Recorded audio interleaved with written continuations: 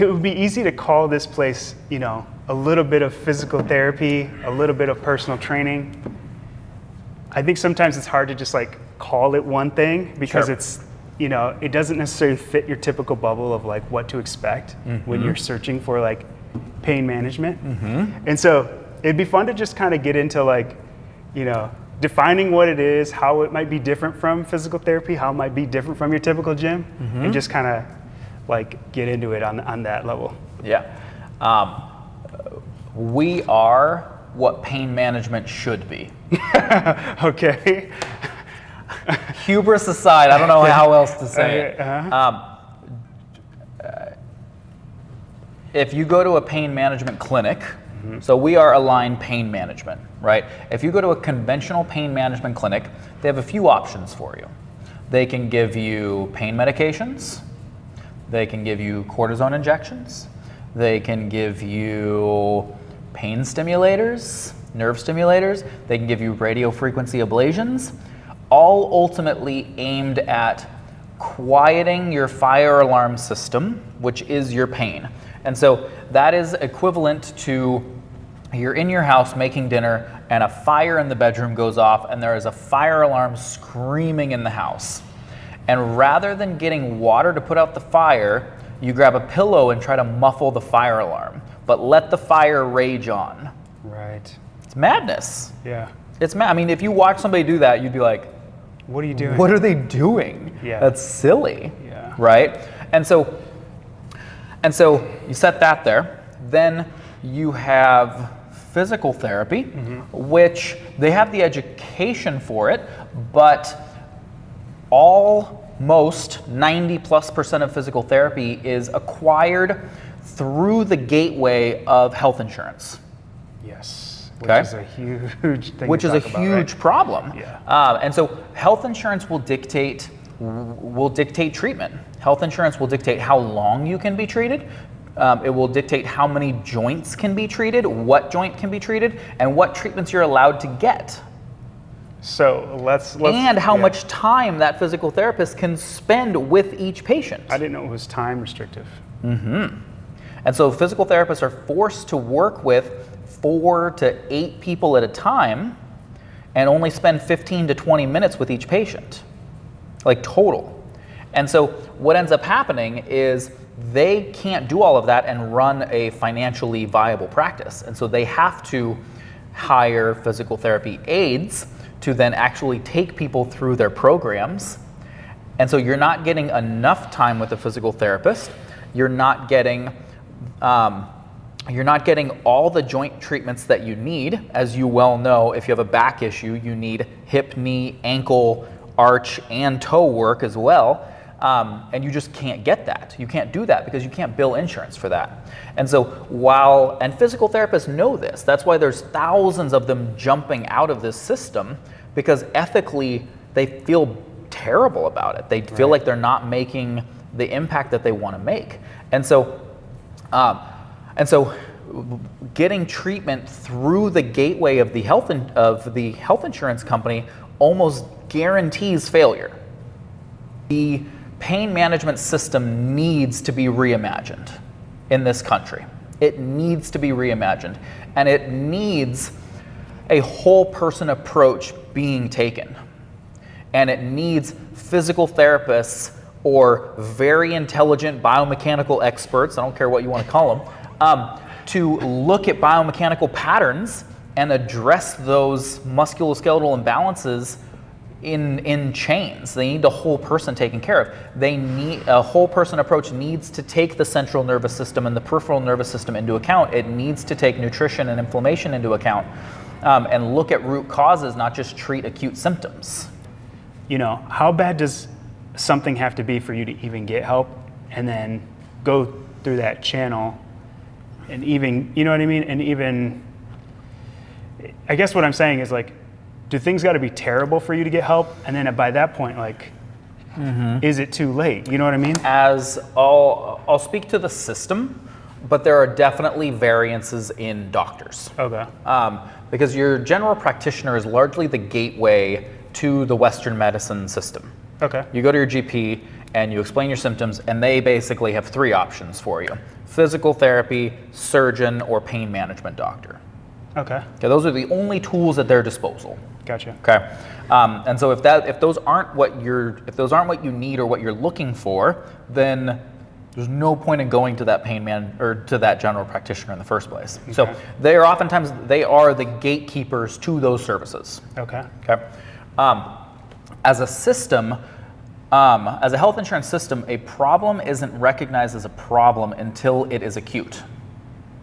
Okay. What can we Yeah. give an example of what that could be like? Yeah, until it's a big problem, until there is acute inflammation, until there is acute pain, and so problems until there's acute symptoms, right? And so problems aren't addressed or focused on.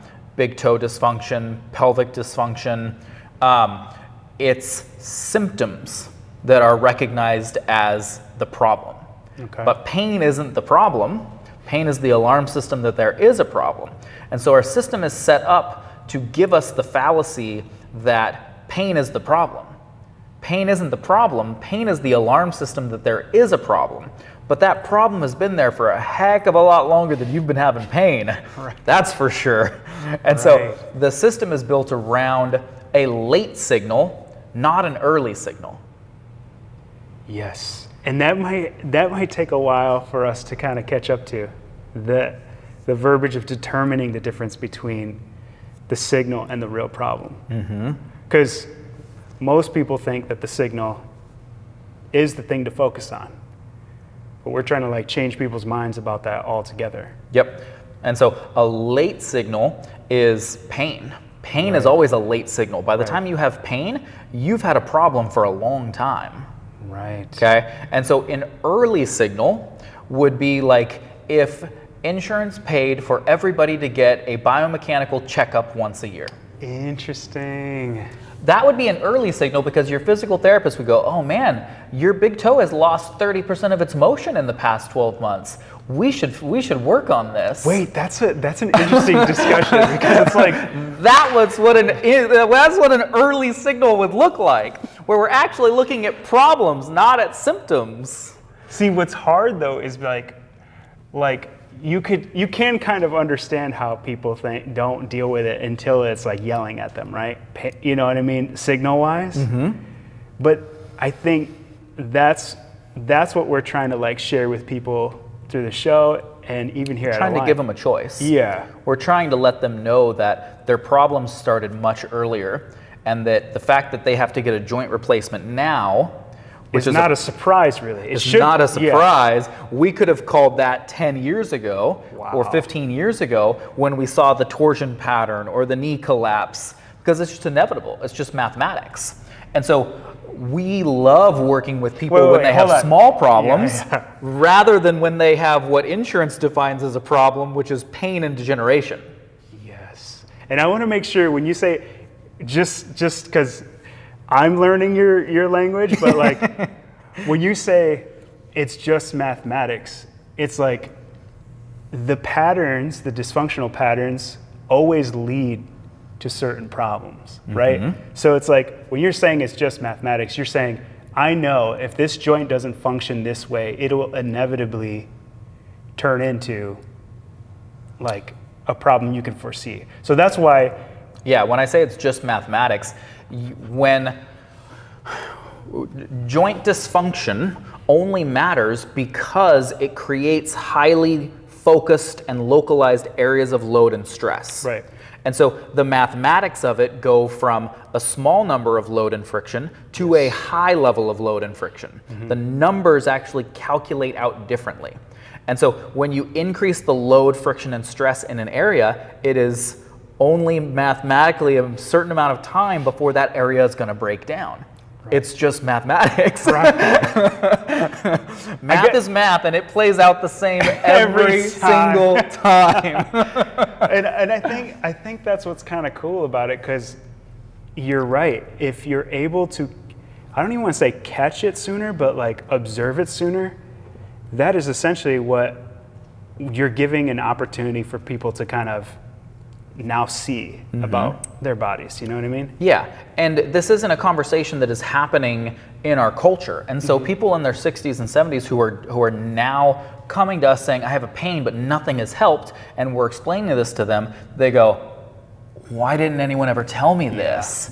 And they never had a choice to make, they never had the opportunity to make a different choice because that education was never given to them. Right? And so we want to give this to people earlier, so that they can make better decisions in their 20s, 30s, and 40s, so that way they aren't dealing with the mess in their 50s, 60s, and 70s. Yes.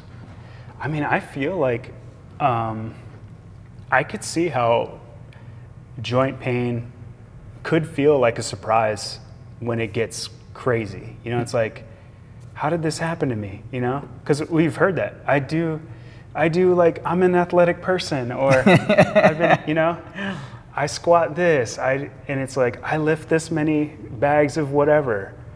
And it's like, I don't know, it's not a surprise, it's just a lack of knowledge and like knowing what your body needs to be balanced. There's a season of the journey that we call the death zone. And the death zone is when your joints aren't stable. Okay, when you have atrophied muscles or when you have muscles that are too tight.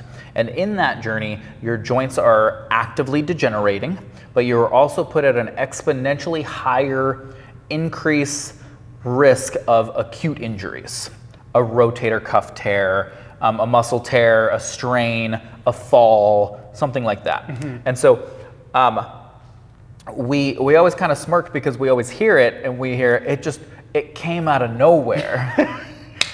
That's the phrase. It came out of nowhere. You see, and I kind of smile, and I'm like, in the back of my head, I'm like, no, that was a mathematical certainty. I'm telling you, that played out exactly as it was supposed to. It feels that way, I think, to most people. Like, where did this come from? Sure. But I think the more we talk about it too through the show, and just, you know, the more just in general, it's like it's not coming out of surprise. Like, it is predictable. It's predictable and expected.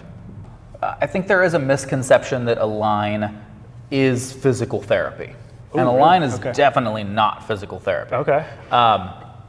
Physical therapy shines in acute circumstances, meaning you have a surgery, you get in a car accident. These are acute situations. Right. Break your arm. That is where physical therapy shines. Sometimes our clients will like have a surgery and they'll want to come to us for physical therapy afterwards, and we're like, no. Good to know. You need to go to physical therapy because that's what physical therapy does really well. Okay. They help you recover from acute trauma. Okay. But the minute that it goes from local acute trauma, one joint, to chronic, long-standing, greater than 6-8 weeks, multi-joint problems, the effectiveness of physical therapy goes. And not because the physical therapists aren't skilled, because they are handcuffed by the health insurance gateway. Gotcha. Yeah. And so, which is what the freedom of Align has. That's the kind of the what makes us better in some circumstances. Yeah. Because we can work on the big toe, the ankle, the hip, the breathing mechanics, and we can spend the time to do all of those things and do them right and get the person all the way to deadlifts and lifting heavy things and carrying heavy things. Because ultimately, if you don't get all the way through to strength, if you don't get all the way through to strong enough to live your lifestyle, you will inevitably default back into compensation patterns. That is why people end up on the physical therapy hamster wheel. They do enough physical therapy to get subsymptomatic, to get their symptoms of feeling better, and then they're fixed. Right. Not actually. Right. Okay. And then they go back to their lifestyle, and they're not mobile enough for it, they're not stable enough for it, they're not strong enough for it, and then they end up hurting again. Yep. And then they get subsymptomatic, go to live their lifestyle, bam. And so every 6 months, every year, they end up back in the hamster wheel. It's inevitable, predictable, It's just math. No, and I think there is something to be just calling out the advantage of Align's version of being able to kind of look at the whole thing, be able to. I even wrote that down. Like, actually, Jay Lee made this comment about us being able to be like guides from day one up to X amount of years, of someone being here, and how programs. And maybe you could speak to this too, like programs are designed to have them not take any shortcuts, but develop in progression, in sequence. Like, you're not gonna make someone do some crazy move that they're not ready for. That's just not really the Align way. And I don't know if there's anything else you want to speak to that, but I feel like. I think, sorry, I didn't mean to cut you Oh, off. that's perfect. I think the biggest difference, I think one of the biggest differences, and it goes to this like long-term partnership. I think the biggest difference is one of the first things. So in our consults, one of the first things we do is we just listen. Yes. Right. We hear people's story. We're hearing what has been tried in the past. We're hearing how they think about their pain, how they feel about their pain, and we're hearing their mindset around their pain. Yes. Right? And then one of the first things we do in the consult when we start talking is to start fixing their mindsets. Because that is always the first step. If the mindset doesn't change, the behaviors cannot change and flow from that. Right. Right? And so one of the first mindsets that we install is long-term thinking. Okay. Okay, and so, and when you go to a lot of health practitioners, they force you into short-term thinking. Okay. Could you provide like the way that looks? Yeah. So in real life. So my shoulder was hurting, so I went to my general practitioner. They sent me to the surgeon, and now my surgeon took an MRI, and I need to get a rotator cuff repair. Okay. Statistically speaking, your shoulder pain may or may not be coming from your rotator cuff tear. There is 65% of the population walking around with completely asymptomatic rotator cuff tears. So that tells you that those two things are not as tightly correlated as you might think. Okay. Let's set that aside for the moment. Okay. How do we think more long term? How do we go, okay, what movements do you want to be doing when you're 65, 75, 83, 85? Okay? Do you want to be able to raise your arm up over your head? Do you want to not have neck pain? Do you want to not have shoulder replacements? Okay? Because yes, that rotator cuff may have torn, but why did that rotator cuff tear? What in your shoulder mechanics led to that rotator cuff tear? So instead of just jumping into the middle of the story and going, oh, look, you have a rotator cuff tear, let's fix it, and setting you free, we want to go, where did this story begin and how do we want it to end? Let's not think in 60-day terms, let's think in 30-year terms. Where do you want to be when you are 65, 75? You want to be pain-free. That means you need to be mobile, stable, and strong with a healthy and regulated immune and nervous system. So fine, you may need to get that rotator cuff repair, but you need to fix the mechanics of the shoulder that created that rotator cuff tear in the first place. Because if you don't do that, that repair is just going to get torn again. Yeah. And so you end up on this repeating surgery loop where it might not be the rotator cuff the next time. It might be a neck pain. It might be something else that is getting thrown off from this improper shoulder mechanic. Yeah. And so like when you think about people who come up to a scenario like that, I mean, what advice would you give them then at that point? It's like there's probably people right now who are like getting ready to maybe embark on a surgery. They come up to that decision, and it's like instead of just kind of jump into this problem that's yelling at me right now, what should I do when I get there? Why? Why is one of the most powerful questions you can ask in these types of situations. Okay. My knee needs to be replaced. Why?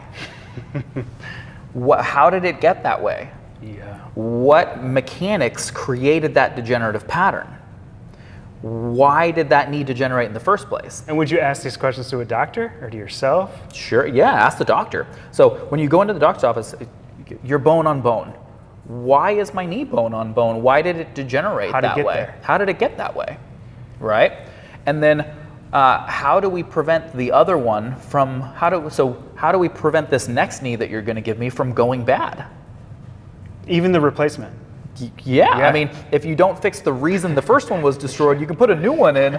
You're just going to replace, you're just going to destroy that one too. Just swapping knees out. Yeah, you're just swapping knees out at that point. Or it might be the low back, or it might be the opposite hip, or it doesn't always land on that same joint. It's going to be another joint somewhere in that chain. Right. Okay. And so when we partner with someone, one of the first things we're doing is we're going, okay, how do we think long term? What do you want life to look like in 5 years, 10 years, 15 years? That's how you get people thinking beyond the short-term situation and bringing them more wisdom, which is long-term thinking. I don't know if this is a problem, but in my mind, I could see it being a problem for me. Having the confidence to kind of stick up to yourself and ask those questions. Stick up to your doctors? Yes. Yeah. I mean, you know what I mean? It's like, I mean, for a lot of people, when they're dealing with pain, you can feel like, oh, I don't know what the right answer is. Mm-hmm. I'm not trying to dog on anyone or anything like that, but it's like, I think it's natural to kind of trust, you know, people who might know more than you. So it's like, I guess what type of encouragement would you give someone about learning how to stand up for themselves in something like that? You know, is that just asking the right questions? Is it, what types of tips do you give, I guess, someone? I think the key is knowing, the first step is remembering that they aren't the be-all, end-all of knowledge. Mm-hmm. They are a specialist. Mm-hmm. They are a hammer. Mm-hmm. And they know how to hammer a nail. Mm-hmm. They don't know how to build a roof. They don't know, they are a tool. Right. Right? They have a specialty. Right. Okay? And so knowing that it's not their job to fix you. Okay. That's huge. Okay, let that settle in for a second. I know it. That's huge. Because most people go to their surgeon or their doctor and give them their pain rather than ask them for their opinion. And that's not just the doctor side. I mean, there's other... Yeah, physical therapists, general practitioners. That mentality of like, hey, you fix my problem. I mean, we need to pull people from that, That's not stewardship. Right. That is, I need you to fix me. And the doctor can't do that. They're a specialty. Right. And they can offer you their services. Right. They're a for-profit business. They can offer you their services. Uh-huh. And then, but they aren't someone that you can go, fix my pain. Everything. Yeah, full. Do it all. Yeah, do right? it all. You just can't do that. Mm-hmm. And so that's the first thing that you have to get is you have to keep ownership of your problem. Not give it all to them. Okay. Because then when they don't solve all your problems, that's when people leave the doctor's office and go, my doctor's an idiot, and they just don't care, and they're not helping at all. They're just blaming them for... It's blaming, and they have to maintain ownership. Cool. Okay? And so that's the first thing. The second thing is knowing that when you ask your doctor questions, you go into it with them written down. Ooh, that's a good tip.